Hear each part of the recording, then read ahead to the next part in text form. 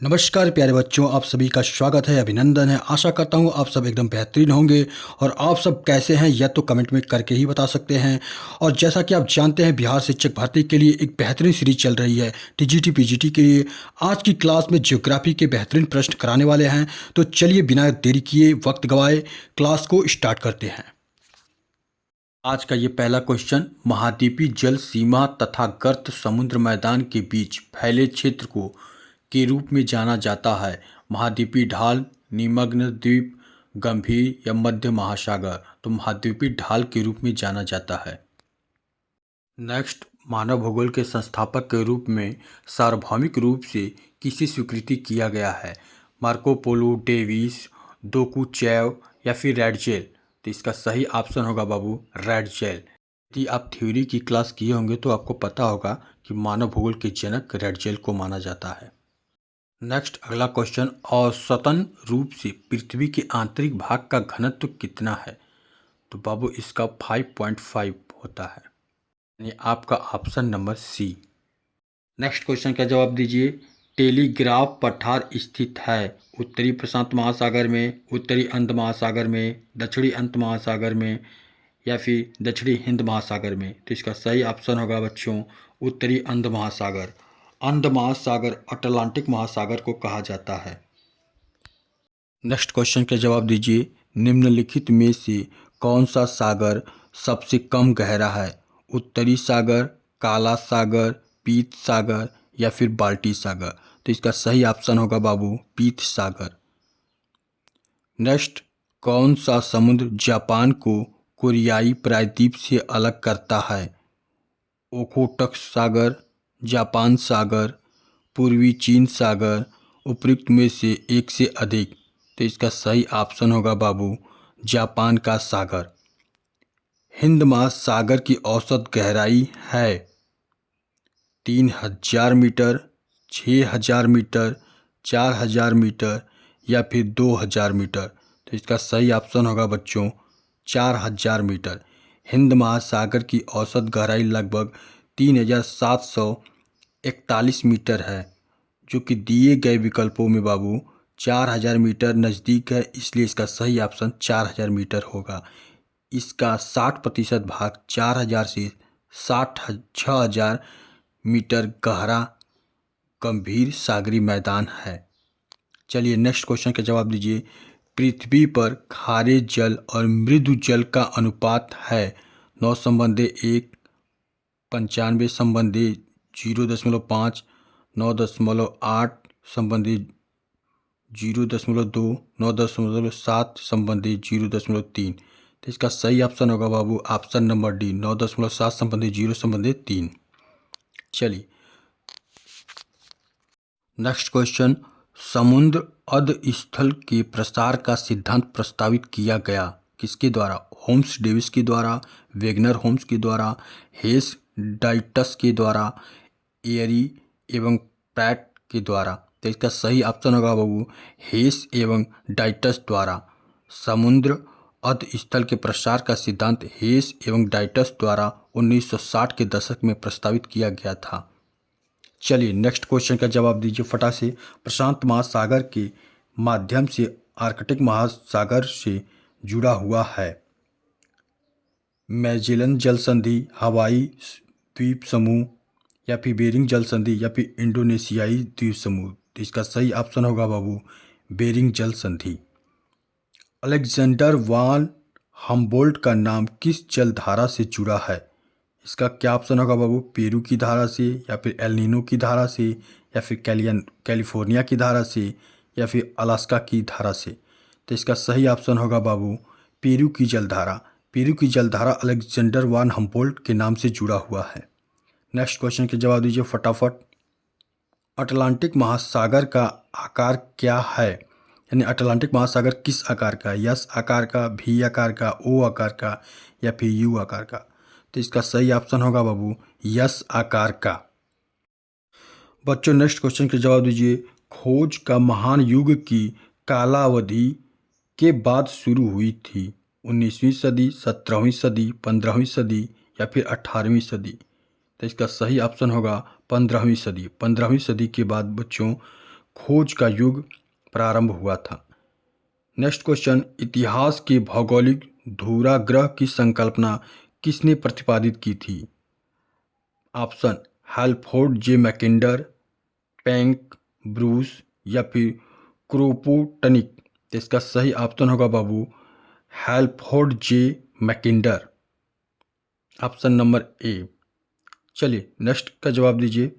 Gutenberg औषात्य कितने बीच है, किनके बीच है? ऊपरी मेटल तथा निचला क्रूड, निचला मेटल ऊपरी क्रूड, ऊपरी भूपर्टी निचला मेटल या फिर ऊपरी भूपर्टी निचला भूपर्टी। तो इसका सही ऑप्शन होगा बी, निचला मेटल तथा ऊपरी क्रूड। नेक्स्ट क्वेश्चन का जवाब दीजिए। विश्व के भूभाग को 3 महाद्वीपों यूरोप, एशिया, लीबिया में विभाजित करने वाले पहले विद्वान कौन थे? हेरोडोटस, एनेक्सिमेंडर, हिप्पारकस या फिर पोसीडोनियम। तो इसका सही ऑप्शन होगा बाबू हेरोडोटस, जिसे इतिहास का जनक भी कहा जाता है। उन्होंने ही विश्व के भूभाग को 3 महाद्वीपों यूरोप, एशिया तथा लीबिया में विभाजित किया था। चलिए नेक्स्ट क्वेश्चन का जवाब दीजिए। गैंगेटिक गल्फ, जिसे अब बंगाल की खाड़ी के रूप में जाना जाता है, को पहली बार किसके द्वारा आलेखित किया गया था? अलमसुद्दीन, आर्यभट्ट, टालेमी या फिर स्ट्रैबो। तो इसका सही ऑप्शन होगा बाबू टालेमी। टालेमी ने ही गैंगेटिक गल्फ को, जिसे अब बंगाल की खाड़ी के रूप में जाना जाता है, पहली बार उन्होंने ही इसे अपनी पुस्तक में आलेखित किया था। नेक्स्ट क्वेश्चन, निम्नलिखित में से कौन सा महासागर प्रतिवर्ष छोटा होता जा रहा है? अटलांटिक महासागर, हिंद महासागर, प्रशांत महासागर या फिर अरब महासागर। तो इसका सही ऑप्शन होगा बाबू प्रशांत महासागर। प्रशांत महासागर प्रतिवर्ष छोटा होता जा रहा है। प्लेट टेक्टोनिक सिद्धांत से यह सिद्ध हो चुका है कि अटलांटिक महासागर का विस्तार हो रहा है, जबकि प्रशांत महासागर संकुचित हो रहा है। चलिए क्वेश्चन नंबर अगला, सागरी लहरों के कटाव को प्रभावित नहीं करता है। सागरी लहरों के कटाव को प्रभावित नहीं करता है। ऑप्शन, सागरी लहरों का स्वभाव, चट्टानों की संरचना, तापमान की अधिकता या फिर पुलिन। तो इसका सही ऑप्शन होगा बाबू तापमान की अधिकता। सागरी लहरों के कटाव को तापमान की अधिकता प्रभावित नहीं करती है। नेक्स्ट क्वेश्चन, समुद्र का स्थल की ओर बढ़ना उदाहरण है ऋणात्मक संचरण, क्षैतिज संचरण, अपनयनित संचरण या फिर धनात्मक संचरण। तो इसका सही ऑप्शन होगा बाबू धनात्मक संचरण। समुद्र का स्थल की ओर बढ़ना एक धनात्मक संचरण है। इसके अंतर्गत सागरी जल स्तर का विस्तार होता है और स्थलीय क्षेत्र जलमग्न होते रह जाते हैं। चलिए अगला क्वेश्चन का जवाब दीजिए। नाट निम्नलिखित में से किसकी मापन इकाई है? जलयान की गति, वायुयान की गति, आर्द्रता की मात्रा या उपयुक्त में से सभी। तो नाट जो है बाबू जलयान की गति का मापन है, option number A. Next question का जवाब दीजिए आप लोग। जब सूर्य, चंद्रमा एवं पृथ्वी एक सरल रेखा में है तो ज्वार होगा लघु ज्वार, दीर्घ ज्वार, दैनिक ज्वार या फिर मिश्रित ज्वार। तो इसका सही ऑप्शन होगा बच्चों दीर्घ ज्वार। नेक्स्ट क्वेश्चन, अन्य कारकों के समान रहने पर पृथ्वी के द्वारा सूर्य तप की प्राप्ति अधिकतम होगी, यानी सूर्य की प्राप्ति अधिकतम कब होगी? उसके तप की 3 जनवरी को, 3 मई को, 4 अगस्त को या फिर 4 जुलाई को। तो इसका सही ऑप्शन होगा 3 जनवरी को। नेक्स्ट क्वेश्चन, निम्न में से कौन सी एक ठंडी महासागरीय धारा नहीं है? कौन सी ठंडी महासागरीय धारा नहीं है आपको यह बताना है। ऑप्शन है वेगुला, पेरू, कनारी या फिर अगुलहास की धारा। तो इसका सही ऑप्शन होगा बच्चों अगुलहास की धारा। चलिए नेक्स्ट, अक्षांशीय ऊष्मा संतुलन के अनुसार निम्नलिखित में से कौन सा प्रदेश सर्वाधिक ऊर्जा न्यून प्रदेश है?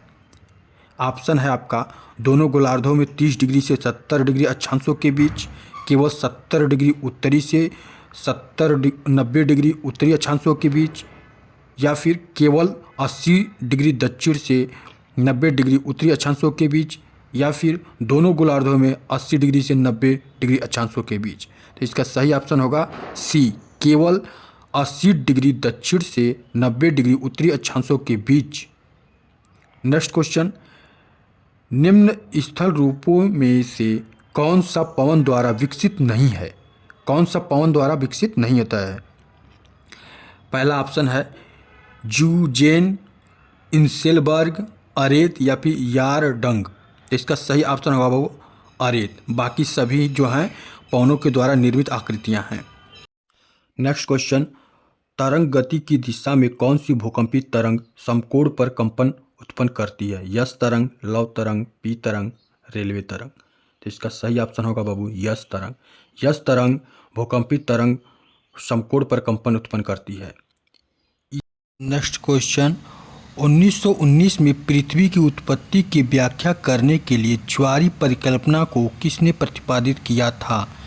ऑप्शन है R.S. Morgan, sir James jeans या फिर चैम्बरलिन लाप्लास। तो इसका सही ऑप्शन होगा sir James Jeans. Next question, निम्नलिखित में से कौन सी मृदा समूह अजोनल मृदा है? लैटराइट मृदा, मरुस्थलीय मृदा, जलोढ़ मृदा, पाटजोल मृदा। तो इसका सही ऑप्शन होगा जलोढ़ मृदा। नेक्स्ट, महाद्वीपीय जल सीमा की उत्पत्ति निम्नलिखित में से किस प्रक्रिया के कारण होती है? ऑप्शन, समुद्र के स्तर में सकारात्मक बदलाव, सागर के पास काली मिट्टी का संचय, समुद्र के स्तर में वृद्धि के कारण दंतुरित तट, या फिर महाद्वीपीय उपांत के साथ सरल फॉल्टिंग। तो इसका सही ऑप्शन होगा डी, महाद्वीपीय उपांत के साथ सरल फॉल्टिंग। ज्योग्राफी के इन 30 क्वेश्चनों में से किसका कितना नंबर आया है कमेंट कर कर हमें ज़रूर बताएं, और जो समझ में ना आया हो वो भी बताएं, ताकि नेक्स्ट क्लास में उस पर डिस्कशन किया जाएगा। आप सभी को राधे राधे, जय श्री कृष्णा।